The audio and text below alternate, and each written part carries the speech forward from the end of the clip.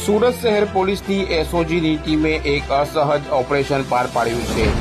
કાશ્મીરના અનંતનાગ જિલ્લામાં કે જ્યાં આતંકવાદીઓનો એક સમય ગઢ હતો, તે જિલ્લામાંથી નાસિર અહેમદ ડારને ઝડપી લાવી છે. નાસિર અહેમદ ડાર એ વ્યક્તિ છે, એ આરોપી છે, એ ગુનેગાર છે જે વર્ષ 2006માં સુરત શહેરમાં અને દિલ્હી જેવા રાજ્યોમાં ચરસ ઘુસાડવાના કેસમાં વોન્ટેડ હતો અને આ ગુનેગાર છેલ્લા 19 વર્ષથી નાસ્તો ફરતો હોય ત્યારે સુરત પોલીસની સ્પેશિયલ ઓપરેશન ગ્રુપની ટીમે તેને અનંતનાગ જઈ જમ્મુ એન્ડ કાશ્મીર પોલીસની મદદ લઈ સ્થાનિક બાતમીદારો અને સમગ્ર વિસ્તારને ઓટન કરી આરોપી નિસાર અહેમદ ડારને ઝડપી પાડ્યો છે. ઉલ્લેખનીય છે, આ ઓપરેશનમાં કૌશલ ચૌધરી,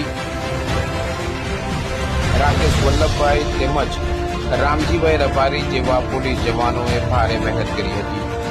ઉલ્લેખનીય છે કે આ ગુનેગારને જમ્મુ કાશ્મીરથી પકડવાનું એક ચેલેન્જિંગ ટાસ્ક હતું, જેને સુરત પોલીસની સ્પેશિયલ ઓપરેશન ગ્રુપની ટીમે ભારે મહેનત અને વર્કઆઉટ કરી છેલ્લા ઘણા સમયથી વોચ રાખી તેને આખરે સુરત લાવવામાં આવ્યો હતો અને 2006ના તેના જૂના પાપોનો હવે હિસાબ થશે.